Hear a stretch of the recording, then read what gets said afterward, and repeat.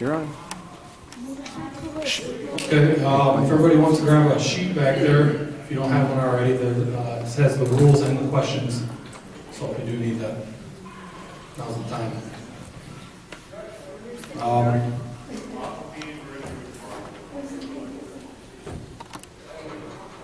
right, so I guess we'll just get started. Thank you everybody for showing up. I know it's a small group, and I'm sure a lot more will be funneling in here than they are right now. So this is one of the many that debates for the candidates we've ever had. And this is a special occasion because it's actually a vacant seat from an election.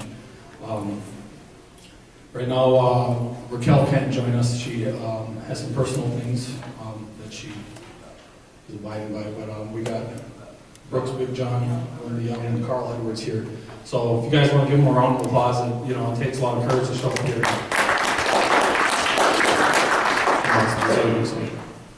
I'll just go through the rules really quick and we can get started right off the bat. These guys are familiar, but again, if you haven't grabbed a sheet, grab one. But so the structure where the candidates are seated alphabetically, we're going to start with Brooks. You guys aren't seated alphabetically, but it's fine. We'll go alphabetically. So we'll go by Brooks, Carl, and Melinda. That'll be the order we're going to start with the questions. So you guys have probably seen the questions, but I'll read them off. How will you implement the LDF strategic plan? How will you improve the budgeting process, runaway spending, encourage greater transparency and accountability? Do you believe removing the Secretary of the Interior approval process from our Constitution will improve our future as a tribe? What is your solution to the blood quantum membership requirement issue? What is your stance on banishment? What is your solution to the current housing shortage crisis? And what are your thoughts on per capita payments? So the first question will go to Brooks, because it's alphabetically. The second question will start with Carl. And the third question will start at Melinda. And it's just everybody's going to have 3 minutes. 3 minutes?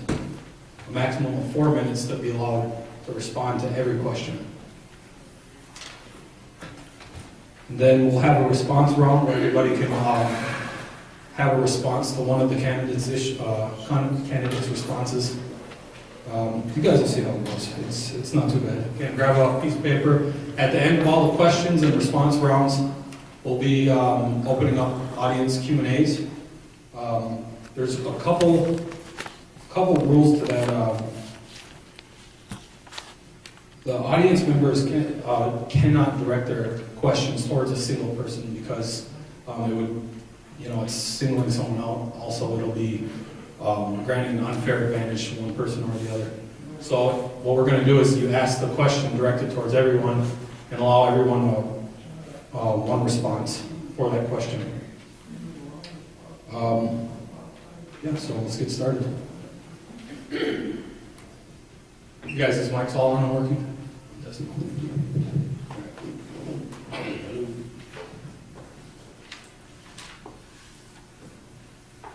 Okay. Brooks, how will you implement the LDF strategic plan? Well, I think it's important that what we need to do as a tribe is do an analysis of the tribe's needs assessment that we have right now and tailor our strategic plan to our needs. One of the strong points of the Masters of Tribal Administration and Governance program that Melinda's in now that I graduated from it, Duluth focused a lot of attention and a lot of the curriculum was devoted to strategic planning. So this creating and implementing Dr. Flambeau's strategic plan. I've got a few points here that I made here and I'd like to talk about a little bit, but first and foremost, I think it's important that the tribe refines its mission, values, and goals. Very important. Successful tribes have a clear understanding of their mandates by doing that. You need to assess the internal and external environment to identify your strengths, weaknesses, opportunities, and threats, commonly known as the SWOT analysis. The third point there is you need to identify and frame strategic issues. You need to formulate strategies to help manage the issues. Develop your strategies, goals, and your action plans, timelines. And then create, review, and adopt a strategic plan. And then we need to assess the strategic planning process. Need to be able to adapt to change, make changes as necessary, reassess, and so on until you have something that's working. There's this creating and implementing the strategic plans. There's 10 steps that I thought were important. Where you would initiate and agree on a strategic planning process, clarify your organizational mandates.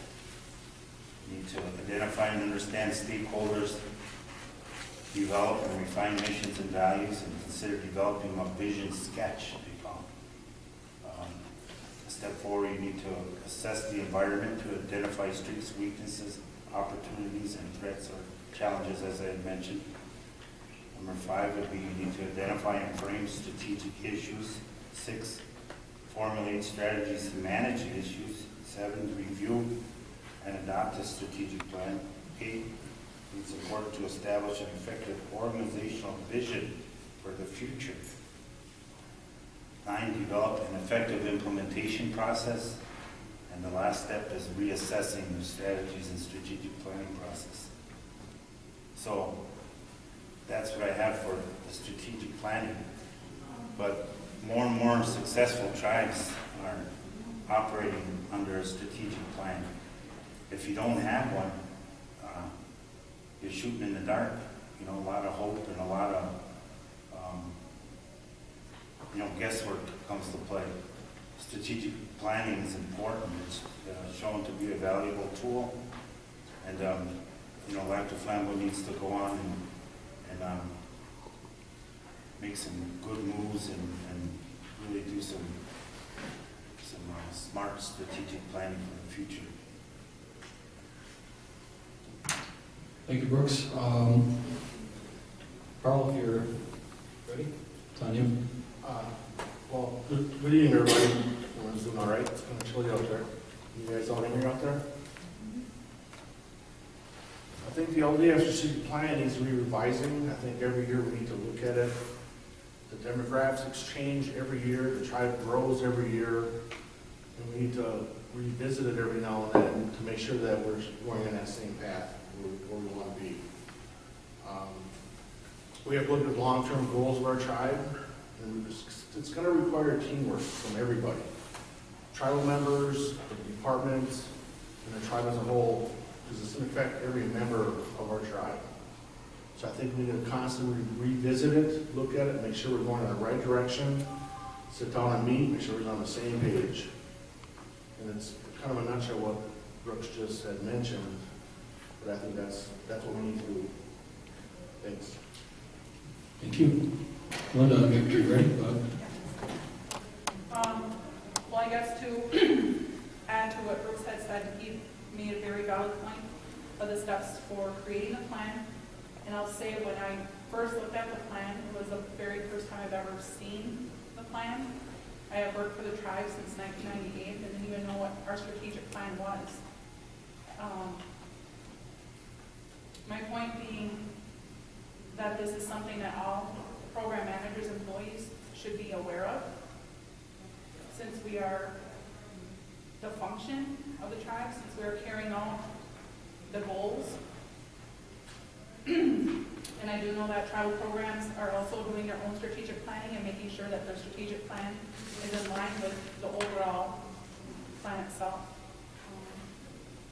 I guess that would just be my point, was we can support those programs to make sure that's happening, but also making sure that our program managers, our employees, and our members are even aware of what the plan is.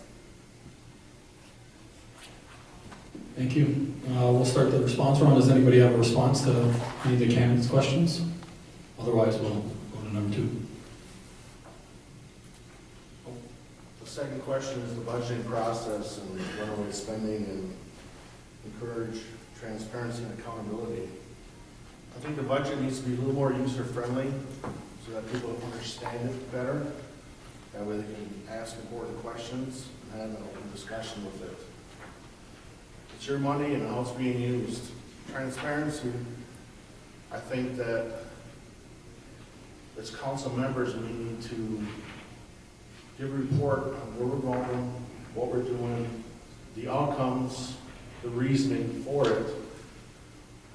Everybody that talked to me, it's like, okay, do I vote on this or not? Well, if we make it more user-friendly and they understand it more, they'll have a better understanding of it and ask more positive questions or even a question.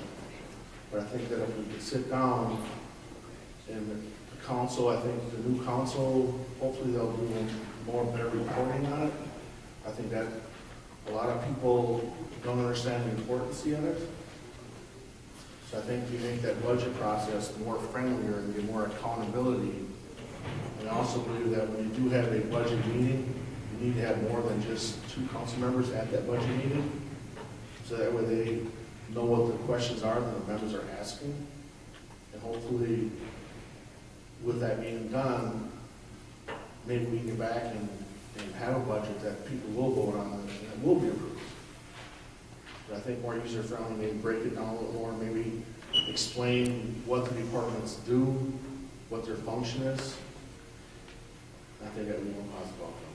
Thanks. Okay, Melinda?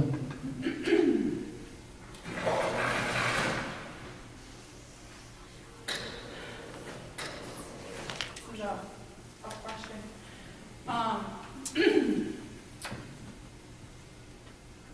The budgeting process as it stands right now is not effective. We have, every year, we know what the process is, and I'm going to talk about this from a program manager standpoint. The time that it takes to put together a budget for a program is extensive, and for it to go to then the administrative team or tribal council, whoever is the one looking at it, then to make changes, and then those changes are put forth to tribal membership without sometimes any consultation with the program manager, isn't fair. I have been in those budget meetings as a program manager. There aren't really any questions directed to a lot of programs, and like Carl was saying, you know, if it comes down to a more user-friendly budget, is that what is necessary? Then that's something we need to take a look at. But also, excuse me, again, going back to when we're putting people in positions of program managers, sometimes somebody's hired on and doesn't know how to even put a budget together. I think that's where it could start as well, to be able to defend a budget.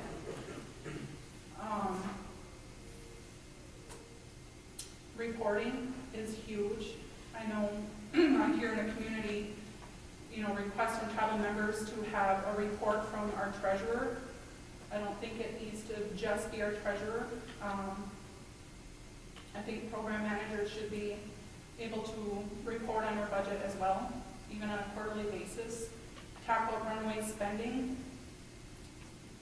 You take a look at your budget, say in February, and you're already at 60, 70% spent. Why is that? And maybe we'd have more support from tribal members if there's constant communication, if there's regular reporting, and there's an understanding of what it takes to run our programs. And lately, it seems some of the contention comes from the overspending on the tribal council level and getting some of those questions answered. I just think there needs to be a lot more communication. And it's frustrating as a program manager when a budget is held hostage because of a certain section of a budget that membership don't agree with. 1 minute left. So an entire budget fails because membership isn't happy with that. So I know there have been some suggestions of separating program budget from tribal council budget. That's an option, but also taking a look at tribal council spending as a whole, and then holding it accountable when there is some over expenditures. Thank you. Brooks? Well, let me say this first.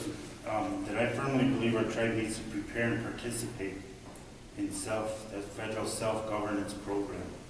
And in order to get there, we need to have what they say is 3 clean audits.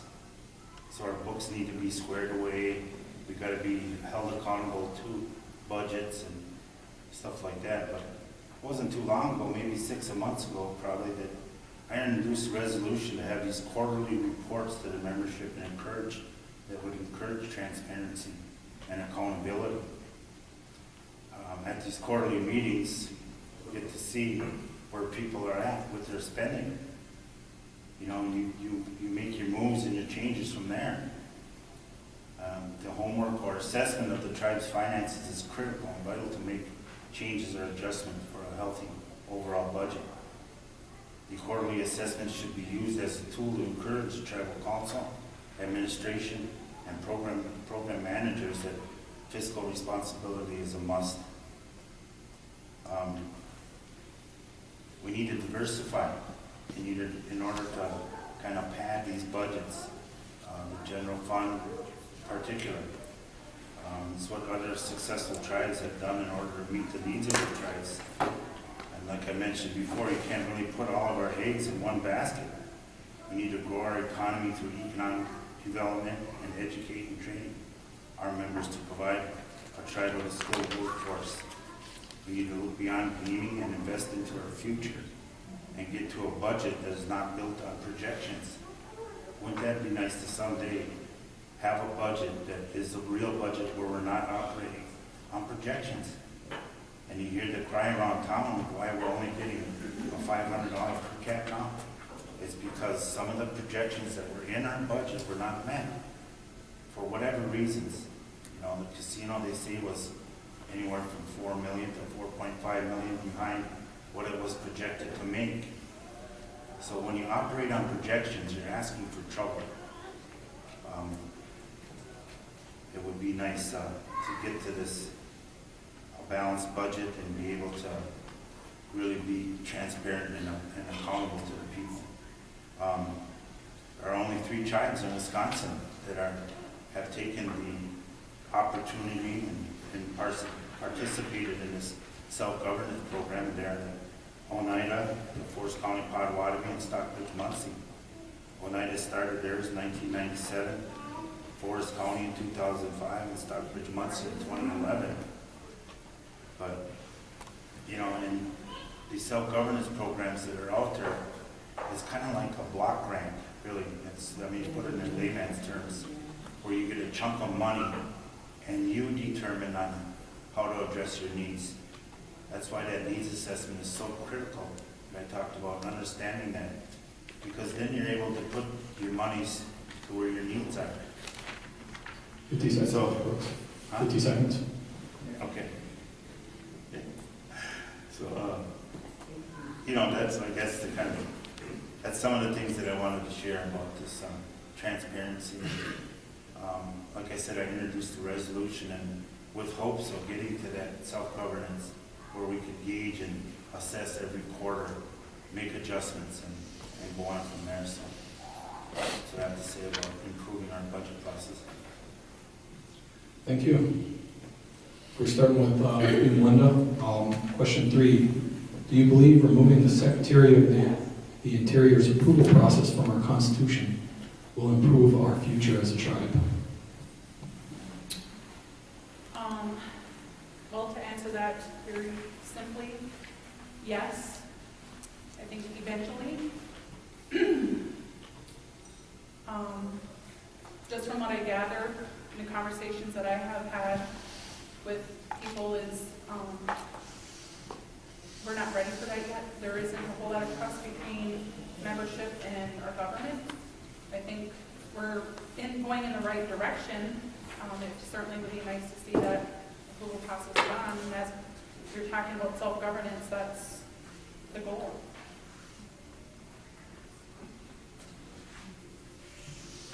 Brooks? Question 2. Let me talk a little bit about a old friend of mine here. Maybe some of you have heard about him. His name was Kevin Grover in 1999. He's in charge of the BIA as he was the Indian Affairs. I think some of the older people in here won't know of him. But Kevin Grover acknowledged that his agency had a lousy reputation, much of it deserved, and admitted that the BIA has performed its job poorly. The federal government, through the very agency I'm now head, Grover said, sought to make tribal governments weak and Indian people weaker. Still, as a federal court recently noted, it is clear that the federal government has failed time and time again to discharge its fiduciary duties to Indians. Many things need to be fixed, Grover said, including eliminating the patronizing attitude of the BIA and providing adequate funds so that the federal agencies can support tribal projects and perform their own tasks adequately. Federal agencies need to be more, to change their focus from supervisors to that of advisors, and from controllers to that of helpers and associates. So that's what we're getting to with this Article 8. You're talking about being sovereign, about flexing that sovereign muscle, and being able to do things on your own. Of course, you have to have the people there and the process there in order to make this thing work. And some of the reasons why it didn't pass the first time is because there wasn't any, I guess, checks and balances or safeguards put in place with an election code and with different things of that nature. But why is that amendment needed? Article 8 of the Flamo Constitution currently requires federal approval for any amendments to the Constitution. This amendment removes the federal approval requirement and leaves that upon our own people. That's why I really support Article 8 and the constitutional reform efforts that have been done by Mr. Jack and his team. I think we need to move forward and really inform our peoples out here and let them know what this Article 8 is about. We had some forums here that we had some good attendance, but really a lot of people were still left struggling with the idea of what it really meant. Does the amendment include these checks and balances I talked about? But yes, the amendment increases the number of required council votes to approve an amendment. Election requires oversight by the election board, requires public meetings and mailings, and allows for the membership to amend the Constitution by referendum. Allows the membership to change. It's important. Will the judicial code be revised to create an independent judiciary? Possibly, but at this time the focus is on amending Article 8. That may come as time goes by. 50 seconds, bro. Will the election code be revised to address election issues and amendment issues?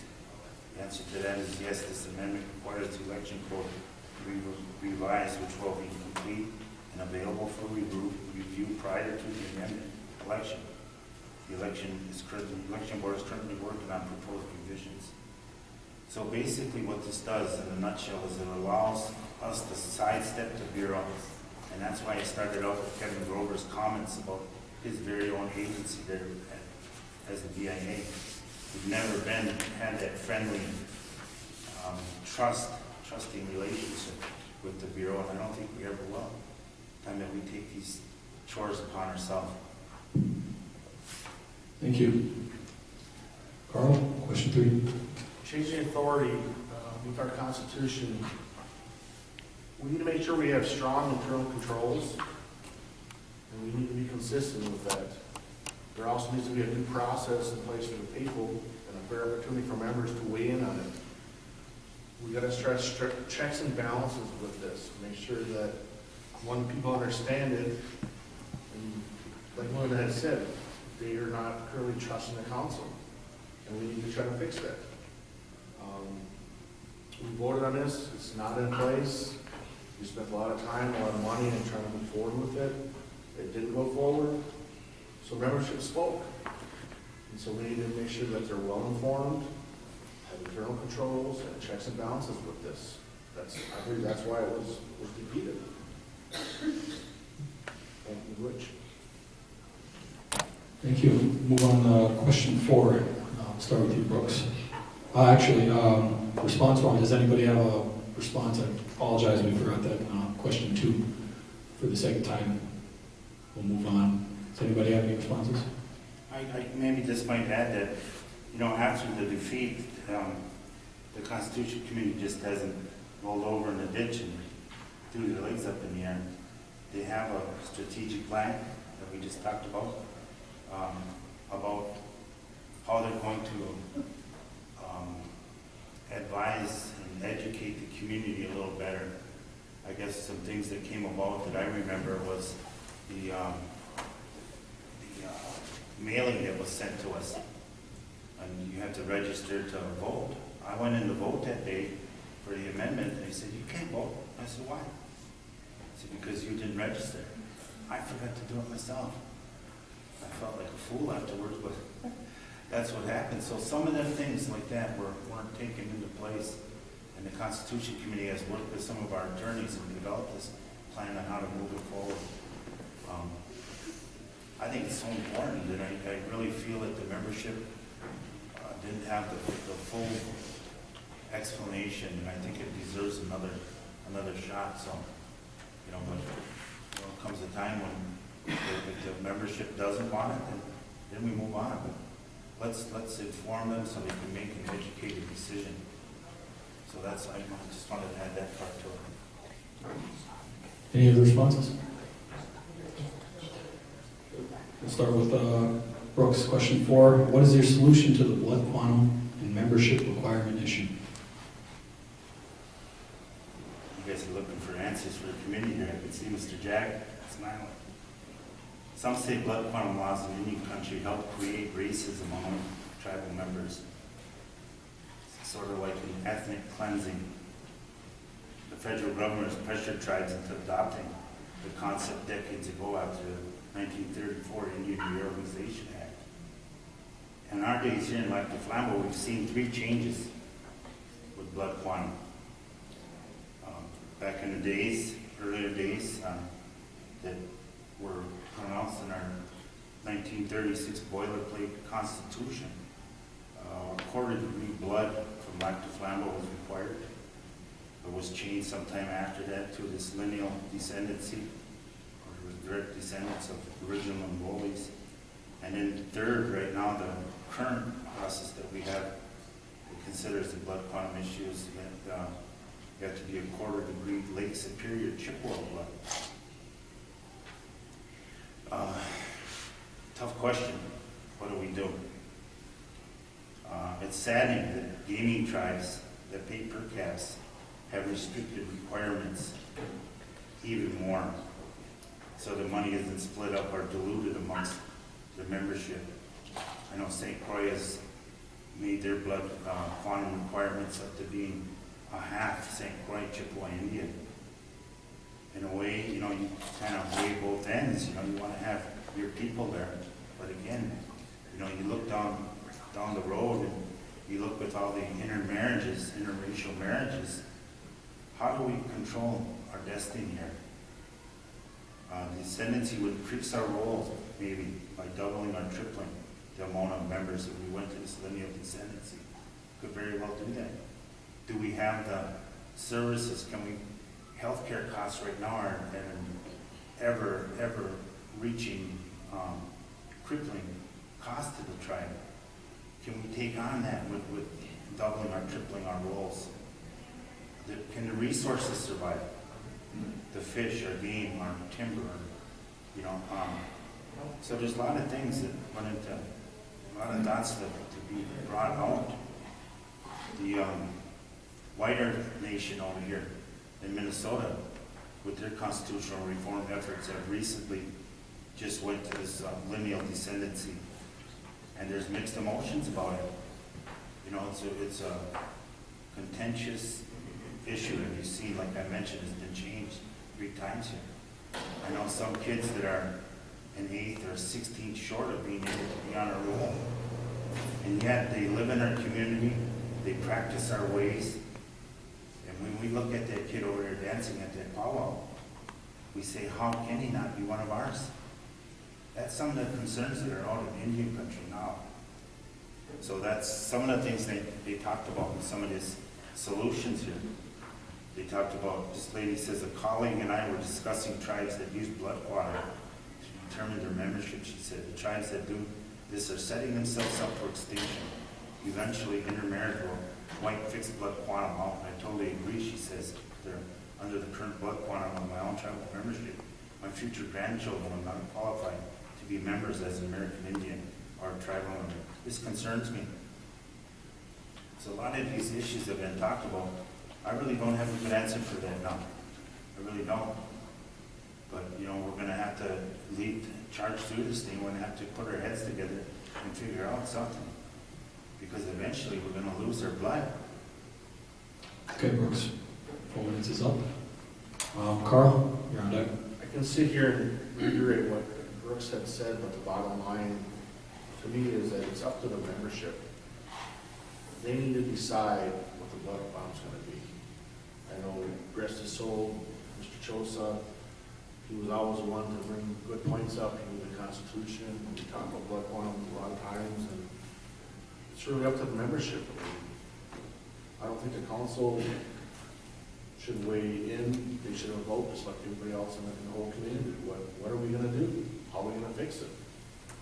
You know, I mean, I think LCOs back, they're descendants, literal, and so it's kind of up to the people what they want.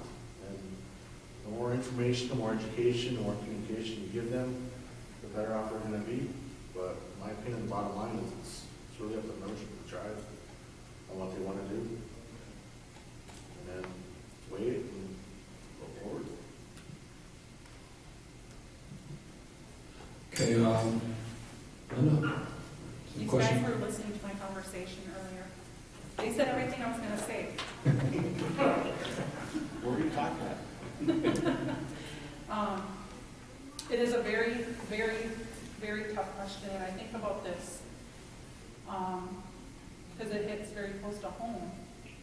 My son's sitting back there, and I think about my grandchildren, which I hope don't come for a long time yet. But in order for his children to be on the roll, he will have to have children with a tribal member. There's no ifs, ands, or buts about that, and that's hard to even think about. And like Brooks had said, we have, people in our community who've been here forever, and they're not eligible to be on the roll. But it's a difficult issue to tackle, and tribal nations across the country are dealing with the very same thing, and it really does come down to resources, not just per cap, but everything.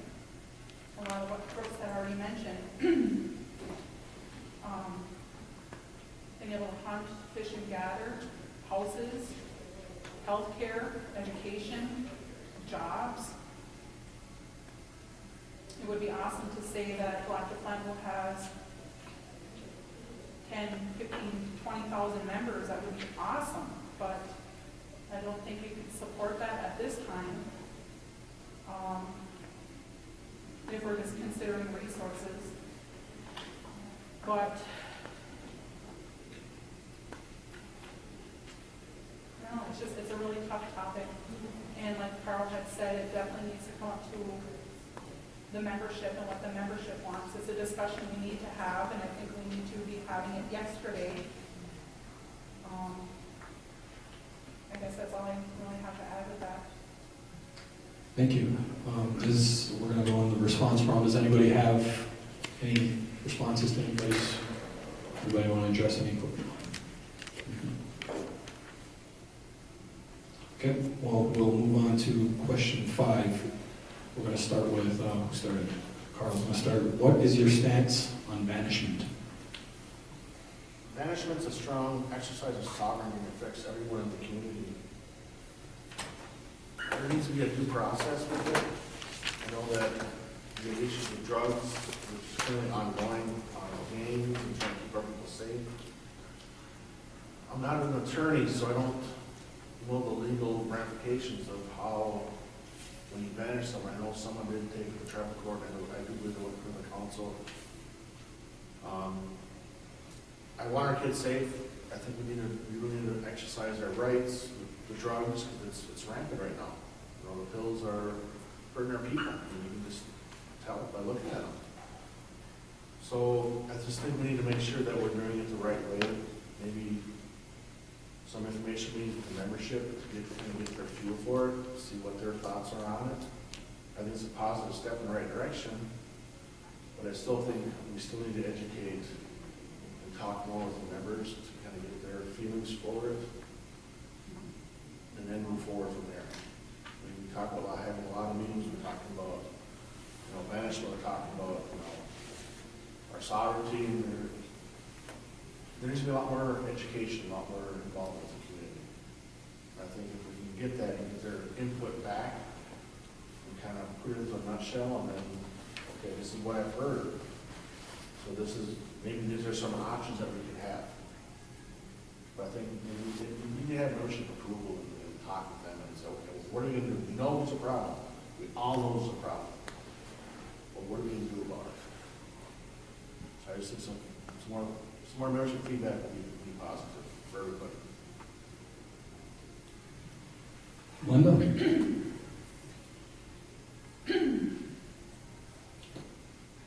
I agree again with Carl that there needs to be more education and information from membership. It'd be nice to see a clear, concise process for exclusions, for banishments, what violations or what have you would constitute banishment from our reservation. Is there an appeal process? Is there a time limit? Are there other options? Maybe some restorative justice measures or things like that.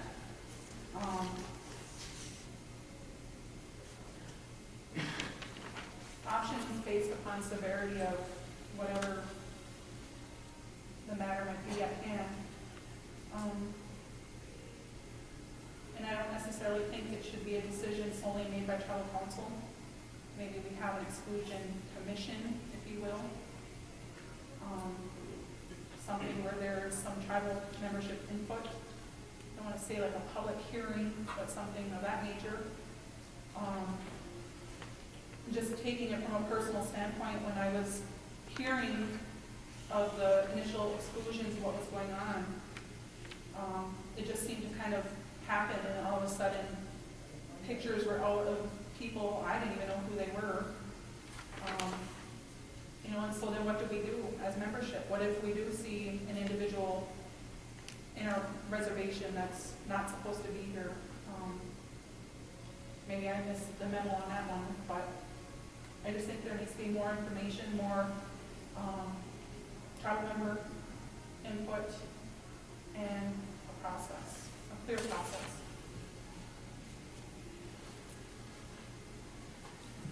Thank you.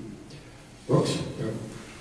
Well, I fully support the efforts of removing non-members that are distributing and using drugs on our reservation, killing our people. I think of all the families here at LAF that have lost loved ones, and about the children and the young adults that have been preyed upon. That's what I think about when I supported the efforts of this banishment. There's over 80 plus non-members that have been excluded, but not forever. Up to 4 or 5 years, or after, depending on the seriousness of the crime, those that have been excluded can petition the council to come back.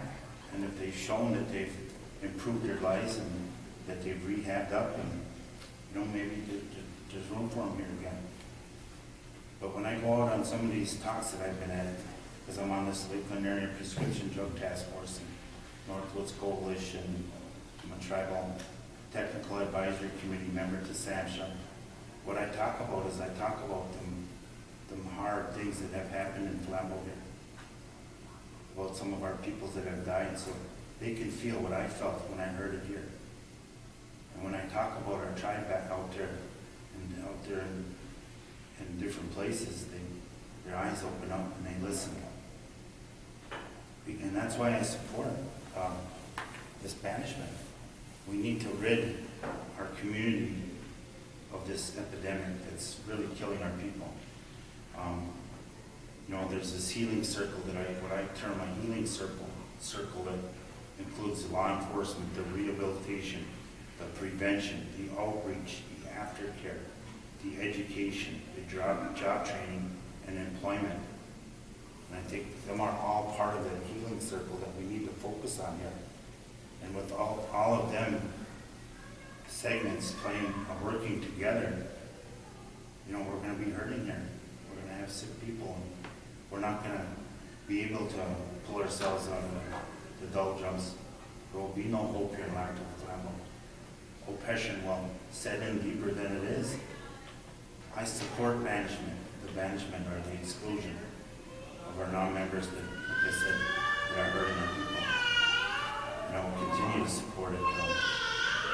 You know, not only did these mugshots hit the website here, but they hit the websites on other Indian tribes out in Indian country. And they certainly don't want them people on their reservations either. You know, we didn't act haphazardly and banish or remove these people. They had rap sheets. They had a lot of stuff that they were doing, a lot of crimes that they were doing. And we certainly don't need them on our reservation. So yes, I fully support this, you know. When you hear of the deaths that we had, you know, been over a dozen deaths here in Lac Du Flambeau because of these drugs that were brought on the reservation. You got elders and community members complaining for fear of being in their homes or up in the streets sometimes up here with some of these hoods walking around. Head Start has reported that there's 40% of children were showing signs of developmental delay because of drugs that the mothers were using. And the fathers were maybe, if they were there helping them or supplying them, or these pushers that are coming in. That's why I support this banishment. I feel strongly about it. I support it to the end. Thank you. Move on to the response round. Does anybody have a response to any? I don't think no one's against it. I just think that we need more information out there. I think we're all in favor of it, but more education for the membership. I mean, how many people knew that boom, they were vanished? I mean, also boom, they were vanished. So that's just my comment. I think we're all supportive of it. I just think education and communication is the key. Let people know. Anything else? A government has an obligation to make sure that their community is safe. Had to act. We heard the cries from our members in the community. We had to act. It wasn't done on a whim. Believe me.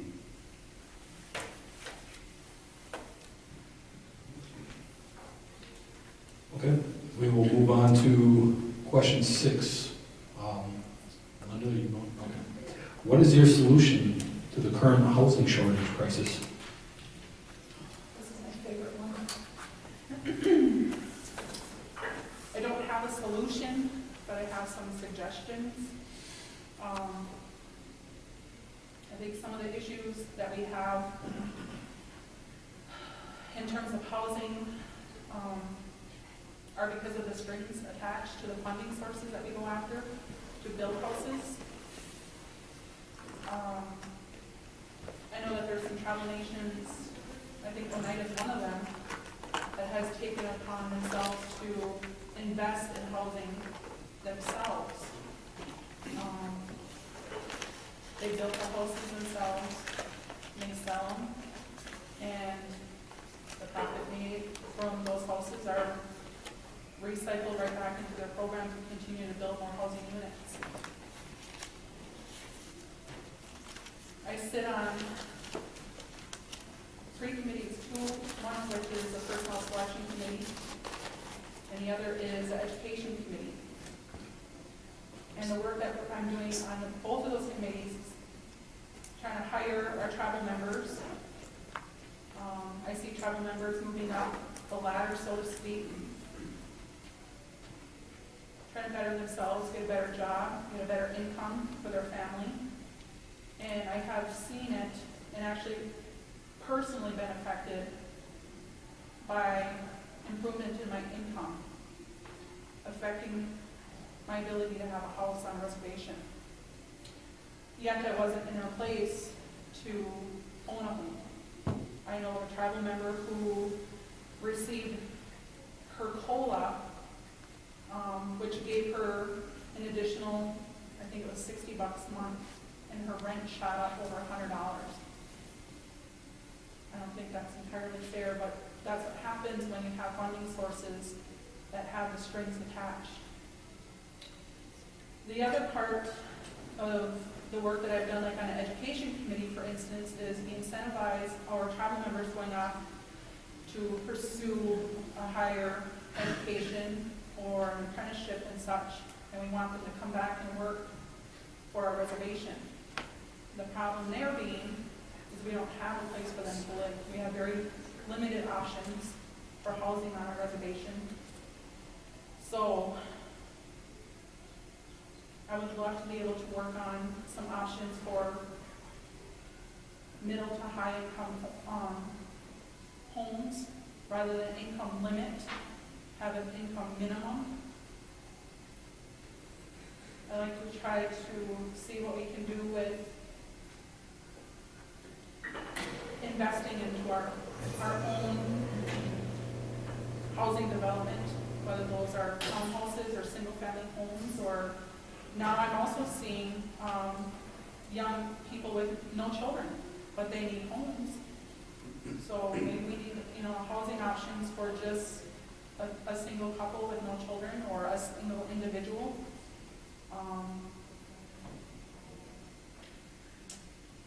And we cannot forget our elders. We have an older population. I know that we had some housing developments that didn't necessarily work out in that regard. But we need to explore that too. I don't have a solution, but I do have the desire to work on finding some options for housing on our reservation.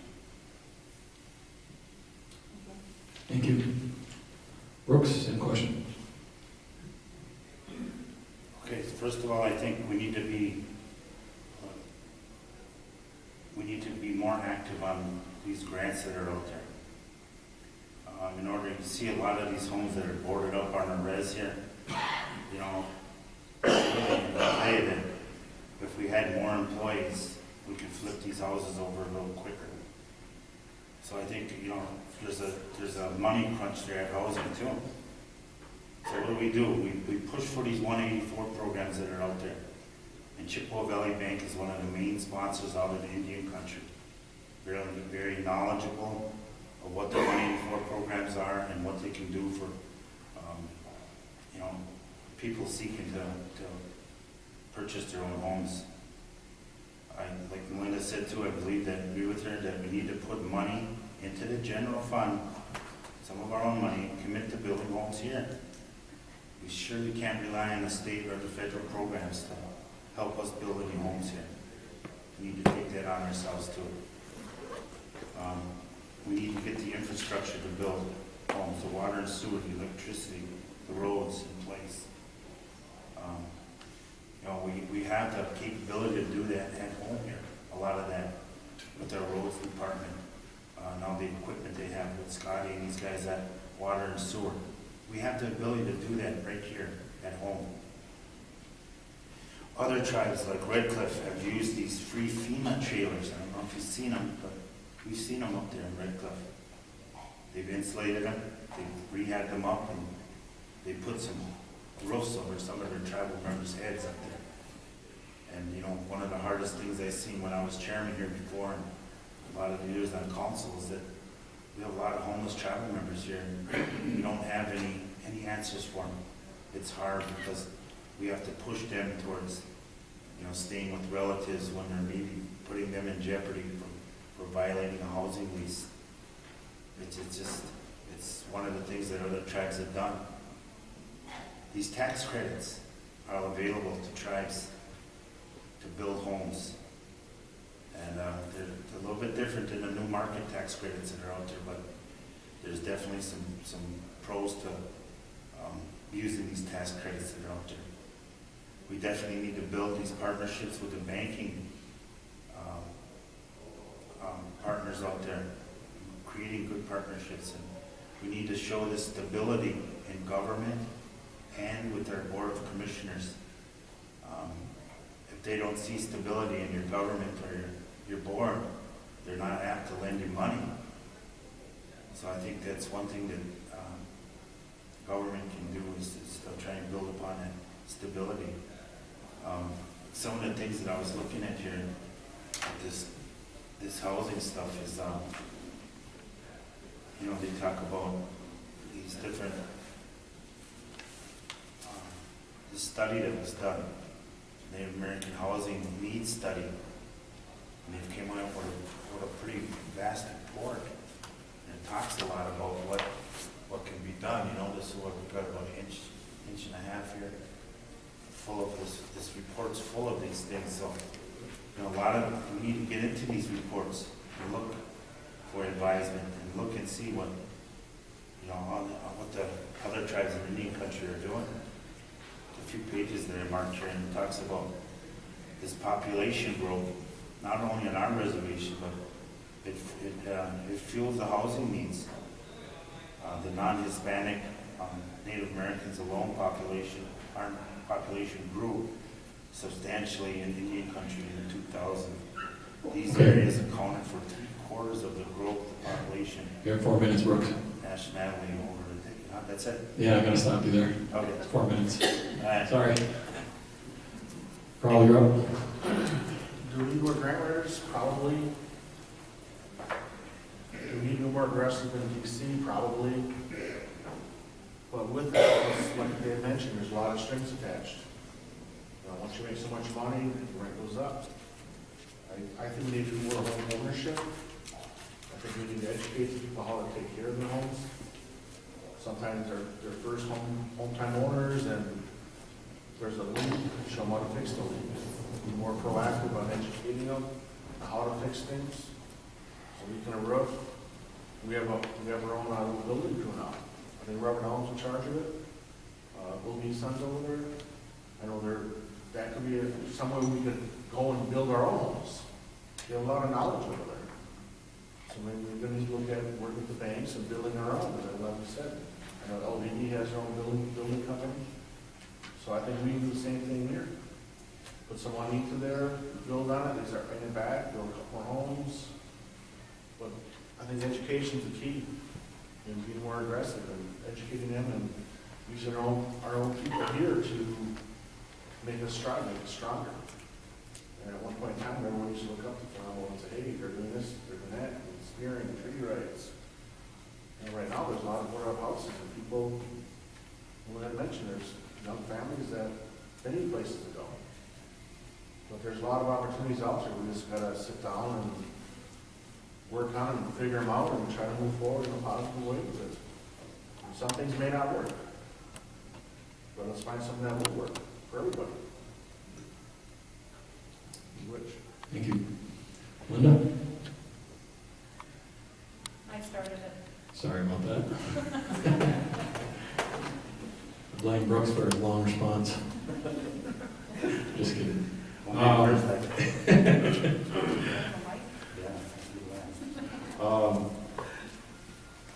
7, you started. Brooks, you're on deck. What are your thoughts for per capita payments? It's election time. I love per caps. No. Let me say this. It's the only time I can think of that the membership as a whole sees a financial benefit. Okay, I think we need to work hard to not only continue per caps, but increase them. How's that? Saginaw Chippewa tribes. Okay? They receive a per cap every 2 weeks, like the Potawatomis. Saginaws.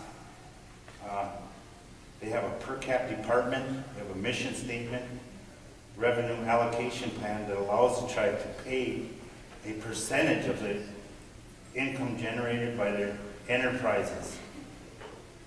So I just thought that was kind of unique in what they do. If they make X amount of dollars, I think it was like 35%, 40% goes out in the per cap.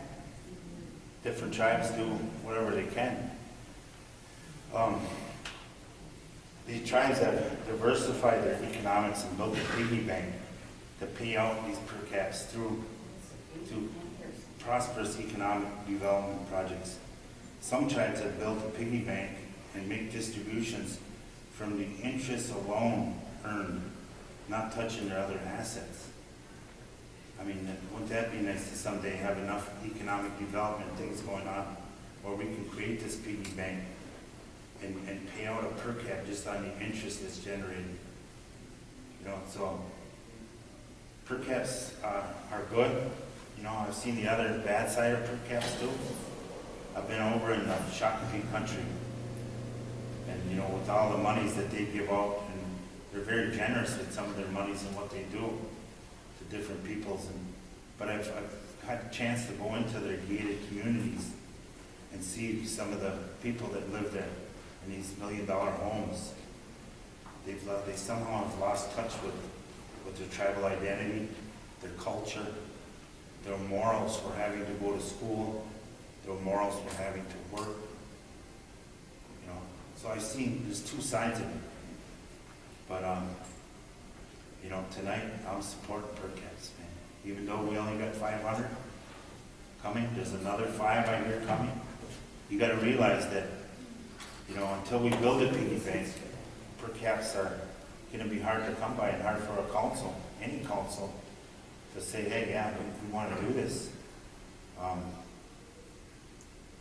You know, there's a lot of thought that needs to be put into the per caps. That one year that we gave out 2 per caps after this building was bought and paid for, I think the total of them 2 per caps come up to close to, I think it was $7.6 million. Now, what could we have done with $7.6 million? How could we have leveraged that money to build other things for Lac du Flambeau there? You know, so you really got to put your thinking caps on with these per cap distributions. But it really is the only time I can think of when the tribe benefits as a whole financially. So that's about all I had to say about per caps. Thank you. Carl, same question? Yeah, per caps are nice. They're nice to get. I think the timing of the year that comes around, it's right on Thanksgiving. It's a nice time to buy some Christmas presents, to heat your house up. I'm in favor of it, and hopefully we can get to that point sometime where we can give a lot more away. Brooks had mentioned there's positives and negatives, but right now, I think membership is looking positive. We need something back for this building. And hopefully someday we can be more diversified and give more out.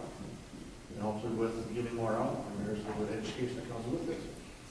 I know that with the kids, when they get their money, when they turn 18, they're 19, they get so much, and a lot of times they blow it, but then maybe the second time around, they think, hey, maybe I won't blow it this time and buy that car. Maybe I'll save some of it.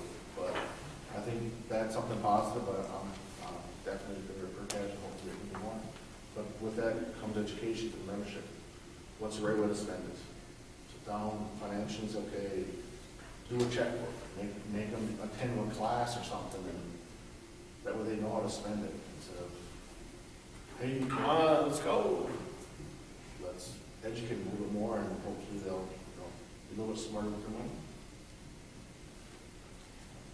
Thank you. Linda? Well,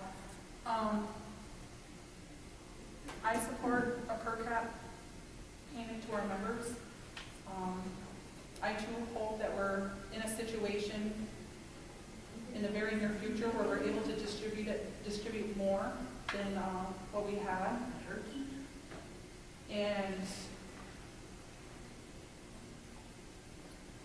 I guess I'll just say that it's a really tough situation to be in when we don't have a budget approved yet the demand for per capita payment is very strong, rightfully so. But it's also hard to hear that and then hear that a potential distribution could cause programs to lay off people. That's a tough situation to be in as a tribal member, but also as a program manager. I hear conversations about all revenue sources you know, that money belongs to people, and it does. Does it need to come in the form of a check to individuals? I mean, that is the opinion from here and there. And I totally respect that. But I think that we forget what we're able to do with our general fund, aside from the distribution that does go out, even if it's 500, even if it's 1,000 or more, that we're able to provide a lot of services to tribal members. I think that's an incentive as well, even though it's not a check cut out to individual tribal members, to have those services available is pretty incredible that we're able to do that.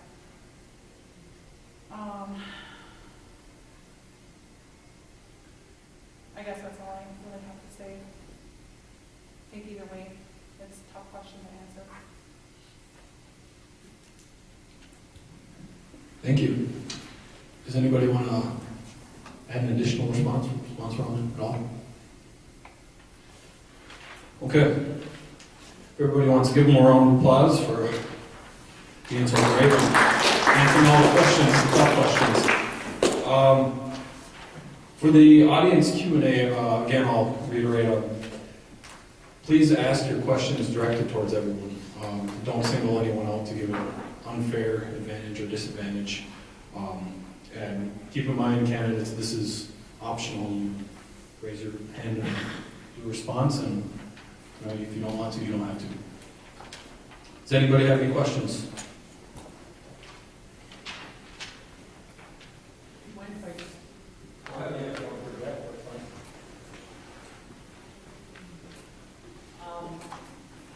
I like some of the things that I hear from you guys.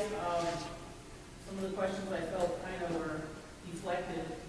But if you take a look at the questions that you have on this paper, a lot of this is affected by whether we will remain financially solvent.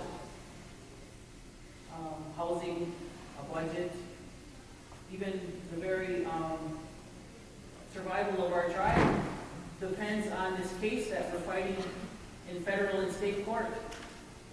You guys will recall from a few years back, 2007, we were receiving roughly $16 million transferred from the casino over to the other side of the house to spend on these programs, to spend on PERCAP. After the bond was signed in 2008, that dropped to $8 million. And the next year, it dropped to $4 million. And our tribe was on the verge of bankruptcy had the 2009 council not fought the bond. So, with that, I would like to ask you guys to answer what your knowledge of the bond is, and if you will be willing to continue fighting the bond, or if you're looking at solving or trying to deal the bond away by paying it off or something.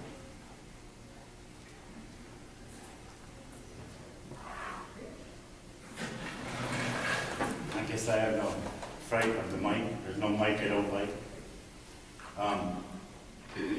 It's interesting that you bring that question up. With the recent court hearing that was in Waukesha County on the bond just last week.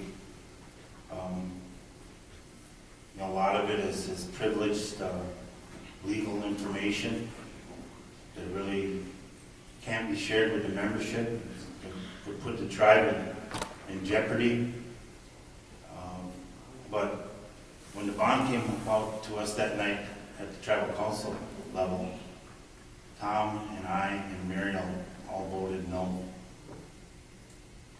We were pressured to support the bond document, which was over 500 pages long. The indenture itself was 87 pages long, and we didn't know a damn thing about it. I'm glad I voted no.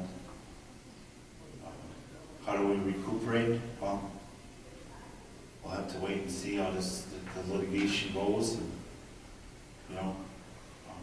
I guess that's about all I can share right now because of my sworn, executive session discussions. Is there any other responses? Otherwise, we'll open it up for more questions. Does anybody else have any questions for the candidates? Keep in mind, you can ask them anything as long as it's directed towards all of them.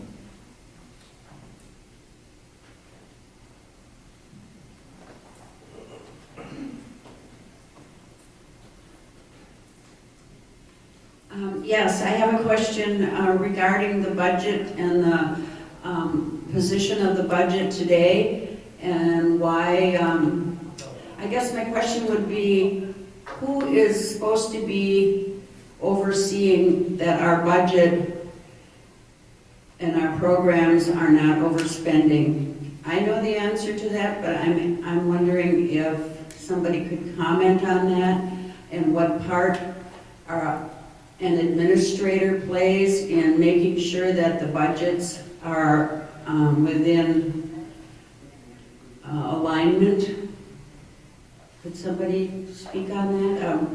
Well, Brooks, you're probably the only one that really is in there right now, but I think we really need some clarification here why our budget is in such a mess, and why the council is overseeing. To me, the budget shouldn't be the decision of the tribal council. I think we have an administrator. Please tell me what your... My thoughts are that, if you look at the Constitution, the administrator is supposed to bring forth a budget.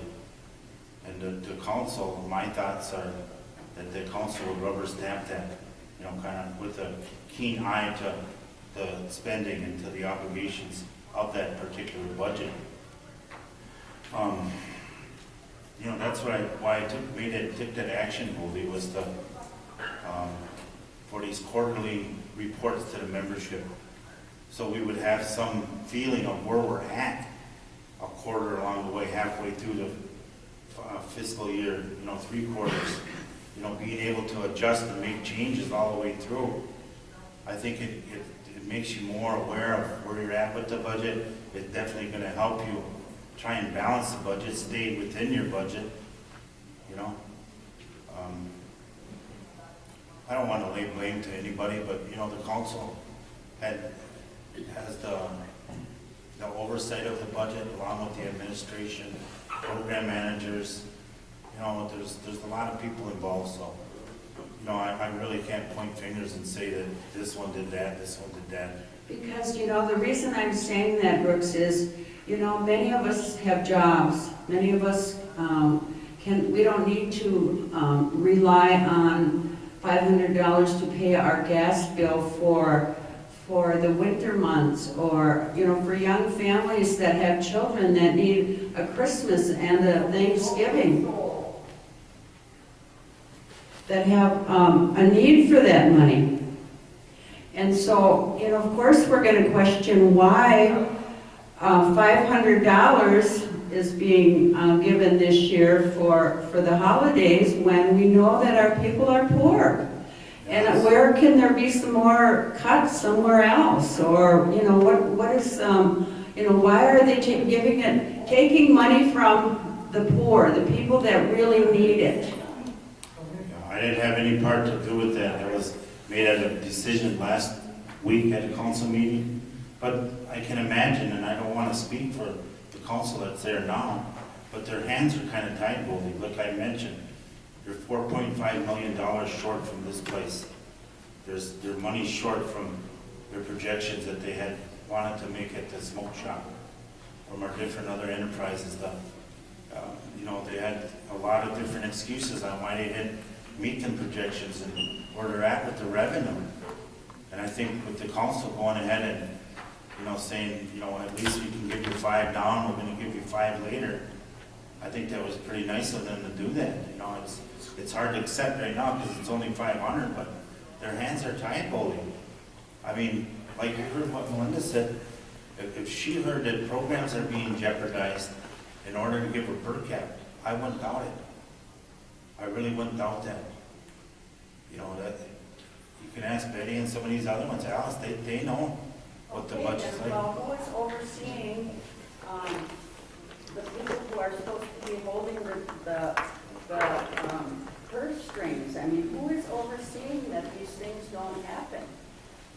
There's a bunch of them, like, bunch of people. Okay, I just want to remind you guys that you only get 4 minutes for a response, and I know you weren't intentionally doing it, Goldie, but let's try to aim it towards everybody. Does there, anybody else have a response to that question? Okay, anybody else have a question? Well, would each of you be having, if you become elected, would you support a petition regarding having an elected judge versus an appointed judge by tribal council? Anybody want to take that question? Sure, I think that the more membership we get involved with that, the better you're gonna be. We're all gonna be. If they were to have a couple people, depending on qualifications to be a judge, as opposed to being appointed, I think it would be more membership friendly. I don't know who really would want to be a judge. I mean, a lot of times you have someone there in there and you can't even go anywhere. It's like, where do you go? It's like, I remember you. But yeah, I think we should let them decide. It'll be a change. It'll be something different. We'll be appointed. Anybody else have a response? I guess I agree with that as well. Just hearing talk, just the situation that we're in right now with the vacant seat, when it was a discussion about that it was going to possibly lead an appointment, a lot of people were in uproar about the idea of any kind of an appointment. So, and like Carl says, anytime that we can have membership be a part of a decision such as that, I think is beneficial to our tribe. I agree too. I think that elected judges they have to answer to the people to get reelected, and they don't have to be afraid of a council, of an administration, kind of sort of who the bosses are now. If they ruled against something that wasn't government friendly or something, they may be on the hook or maybe ousted out, so. I think it's important that, we move that way. Stockbridge has done that. They have elected judges. Thank you. After going through the questions and a lot of the answers, I mean, it's obviously a 60-hour work week here for 2 years if one of you guys get on. That's either a lot of money in stipends or possibly a salary. I don't know what your thoughts are on the payment of the tribal council. It's been mentioned that the budget itself is presented as one budget, and usually the government spending part of it, or if you would, stipends are a hot topic. It tends to gum up that approval process because of the functionality that has to be forwarded every year, if you would. If you were elected, where would you stand on payment as a council member? Would it be stipend oriented with maximums, or would it be salary based? I understand that the council needs to be compensated for what they do. Yeah, there should be a maximum amount set on it. They should be able to attend X amount of meetings and be able to, but they also need to report to the people. That's what I mentioned earlier, we record a report where you tell the people, you give it to LDF News, and where you've been, what you've done, why you went, the outcome, what it was. That way, if someone has a question for you, you can answer it. It's in a paper. Brooks went to this meeting down Waukesha. This is what happened. Linda went to a board meeting. This is what happened. This is why I went. This is why it was important. That way, you all know where your council's at, and they're held accountable. And as far as the transparency, whatever they're making, let the membership know what they're making. I mean, it shouldn't be a secret. Let them know it's your money. But make sure it's money that's well spent. I mean, why did you go? What did you accomplish by going to that meeting? What did you bring back to share with everybody? Because if someone comes up to me, if I'm on a council and asks a question on a committee, if I don't know that answer, I should have a list of committees that are here, and I say, okay, Brooks is in charge of this committee. I can ask him. And he can give me that answer, then I can go back to the members, okay, this is what happened, and this is what's going on. But there's gonna be some accountability that way that people know where you're at, what you're doing. And I think it could help, it would help the council. I think about membership too. But yeah, there should be a limit on it, on what you can make, maximum. I agree, that sounds similar to what Chairwoman Karen Diver said here before us, from Fond du Lac. She says they have a working council, they get paid a salary, and they specialize in certain areas. We've got 12 people on our council, and if you want to talk to somebody that is in the health field, well, you go see this guy. If you want to talk to somebody that's in the education field, go see this one.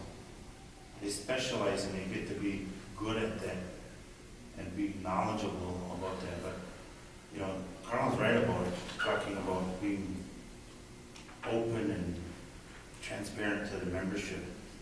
And that, you know, over the last few years, I know that, you know, there really can be some improvements there. That's why we brought on our paper with Brandon and Kim and the communications part of it. And they've done some great things in promoting some of the things that have happened in the community. But I think that the council person needs to take that extra little step and needs to pronounce what they've done, what the outcomes were, and what the deliverables hope to be, who they're talking to, why they were talking. I think that's a great move. And I agree, I think there needs to be a limit in compensation for tribal council members. Mostly with what you guys had just said, but to add on to that, it is my understanding that there's an increased rate for out-of-town meetings, conferences, or whatever. I don't think that should be the case. It should be a flat rate no matter what. Kind of like a salaried employee, you're expected to work 40 hours a week, no matter what. That kind of comes with the territory with being on the council. You're expected to work for the money that you earn. But also acknowledging that when we're in a situation like we're in right now, or had been, when it comes to a budget, I mean, if you're looking at potential layoff of employees, or that there needs to be reduction in hours, or what have you, across the board, but also as well, there needs to be some limits set there as well. Thank you. Does anybody else?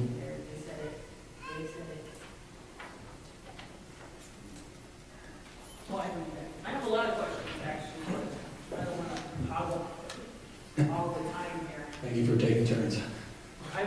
My question was kind of oriented along the lines of Randy's question on tribal council stipends, because the second question says, how would you improve the budgeting process? Runaway spending encourage greater transparency and accountability. I recall a few years ago when the tribal council was being paid $14,000 and people were outraged about it.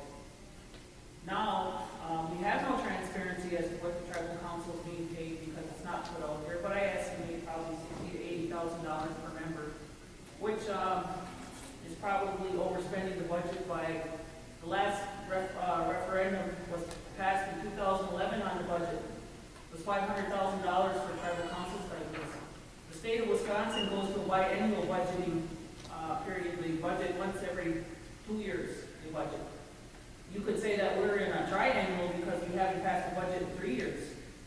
So my question is, because the budgeting for the tribal council stipends is so out of hand, would you guys as candidates, if you made it to the tribal council, support internal controls and policies and procedures on the payment of stipends? Because I hear sometimes, you know, meetings are 10 minutes long and people are collecting $200, or out-of-town meetings are collected once, twice a day, or there needs to be some type of rules and policies and procedures and internal controls in place for dispensing of these stipends rather than just one person signing off on it.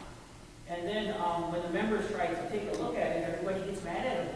oh, you know, whatever. But I would like to know from you guys, if you would make it to the council, if you would push forth a referendum on the spending on stipends and internal controls. Yes. Linda, you get first dibs if you want to answer that question.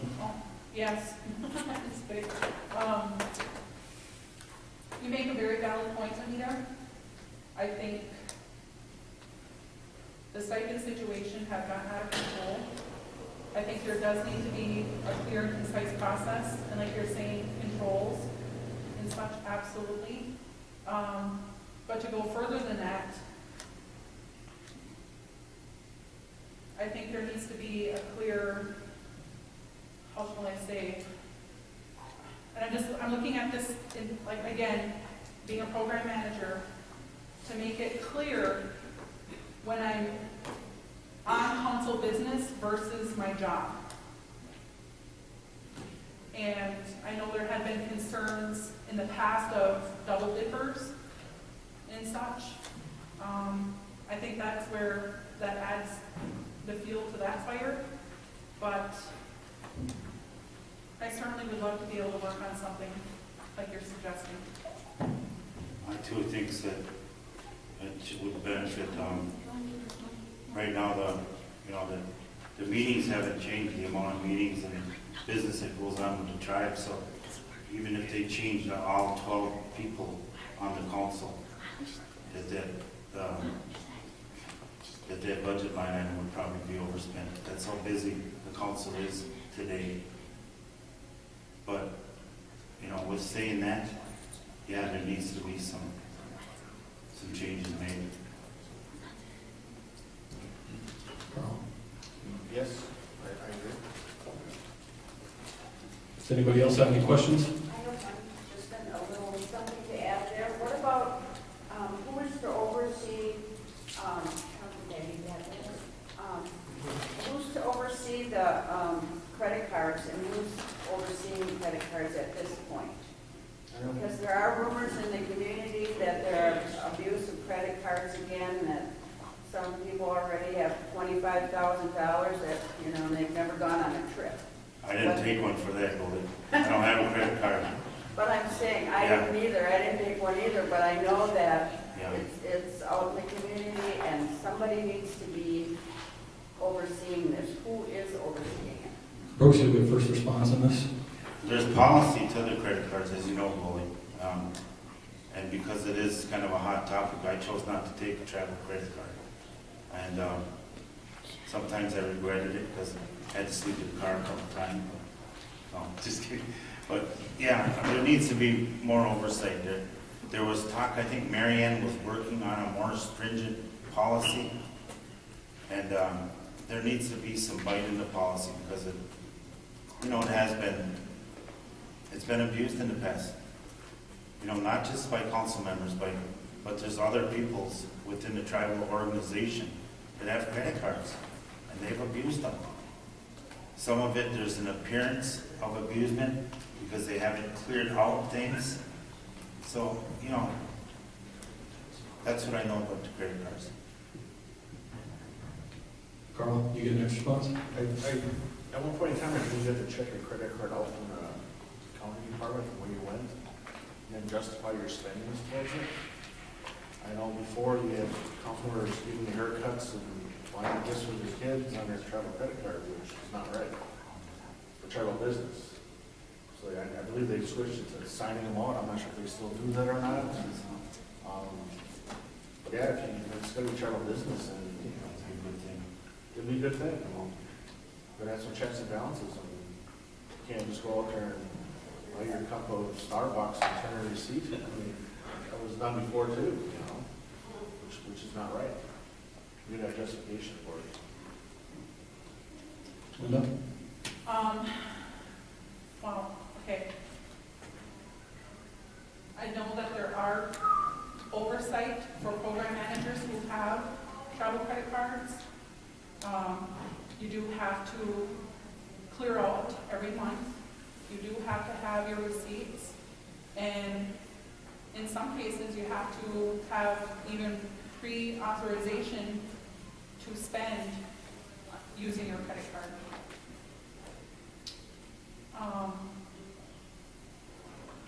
I think the oversight there is, accountability by the program manager to administration and also to the accounting department. Now, I don't know where the oversight is for tribal council or tribal council members who have credit cards. Who signs off on those, I don't know, but I think what is right for one should be right for the other. There needs to be accountability. There needs to be, like Brooks is saying, some teeth to that process, because even with a travel clear out, for instance, if I don't do my travel clear out, I don't have my receipts turned in, I don't have things accounted for by a certain day, that's coming out of my paycheck. That's just an example, maybe an option we need to look at. Thank you. Another question here? If whoever gets on the council, what I would like to know is, I know that some of the unaccountability or unethical procedures that go on at the council level get done because of like a 7-5 vote. 5 people voted yes, or the 6 people voted yes and 5 voted no. The president doesn't vote. But we know that the process that got voted to go forward is wrong. How would you police yourself to not let that happen? Carl, you get first dibs on this question?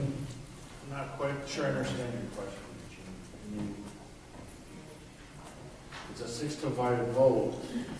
Yeah, and everybody on the council knows that what got voted to go forward is wrong. How would you guys police yourself to stop that from going on? I guess you probably have to explain why you voted for the reasons why you voted yea or nay. If you know what's wrong, then you probably should vote for it.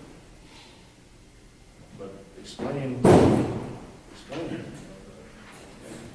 is your problem? Well, why didn't you say that instead of coming up here and slamming the chair down? I ain't gonna do nothing to you.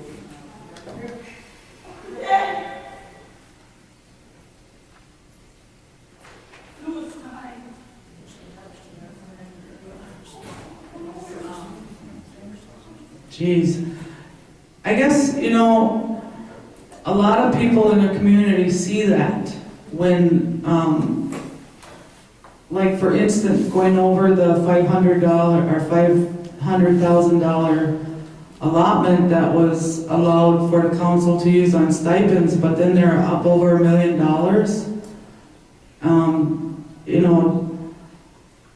Leadership should lead by example and police themselves.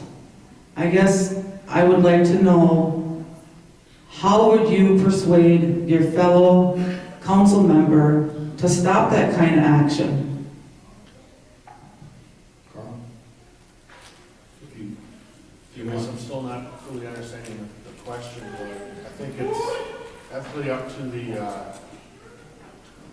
council member itself. I mean, if you know what's wrong, you shouldn't do it then.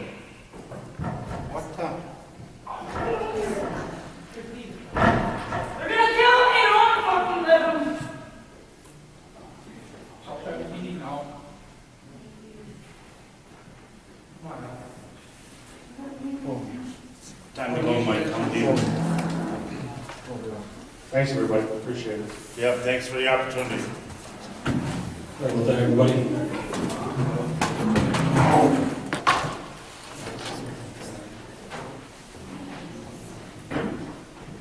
Video will be posted on Facebook and YouTube, so aside from the last part.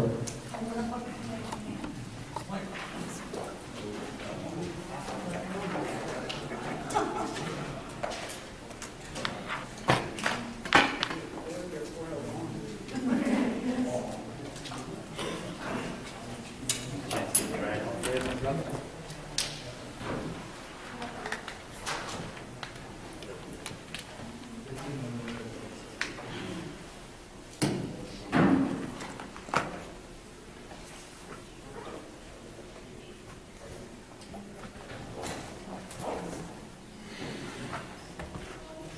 job, guys, good job. Yeah, thanks, Mike.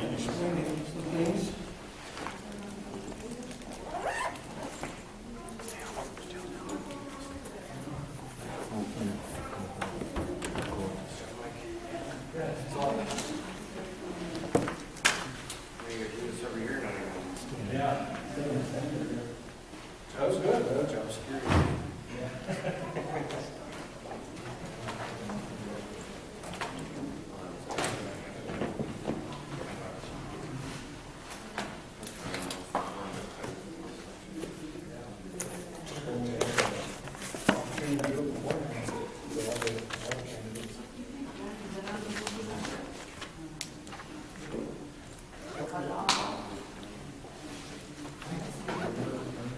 You know who that other one was? There was a giant wide receiver that, Here's Bradshaw and Campbell? Yeah. Sam Ramos was this guy that used to play tight end for the Badgers.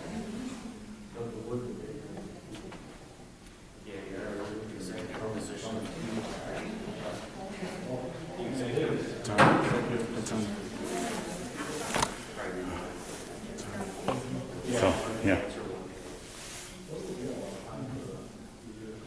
Right here. Odell Beckman.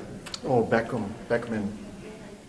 Beckham, yeah. Okay, so he's projected to get, He's not going to do it. He's only got 1 point. huh? I'm watching him. He's only got 1 point. He got 17.4 he's supposed to get. And then Horse's boy, Ahmad Bradshaw is supposed to get 25. Here's what they're at right now. He's only got 1. Who? Bradshaw, What's Beckham got? 3.9. He's got 4.9 altogether. He's not going to do it. It's already. So would you let Horace know that there's a new sheriff in town tonight? That's a bold comment, but I think I'm gonna step out there and take it. Okay, I'll tell him right now.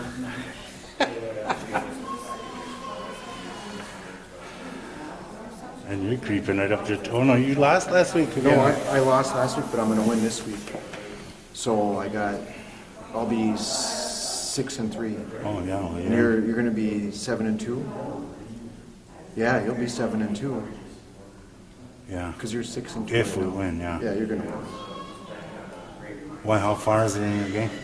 Almost by the half. He's not going to come through with 50 points in the second half. He's not going. There's no way they're going to do it. Bradshaw's only got 1 point. I hope so. What's the scoop on that girl, man? Stay back there.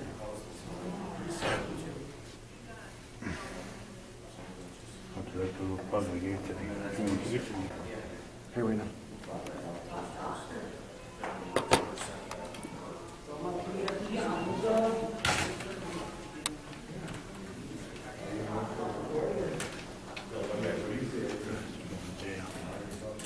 Come on, Alex. Let's go. Alex.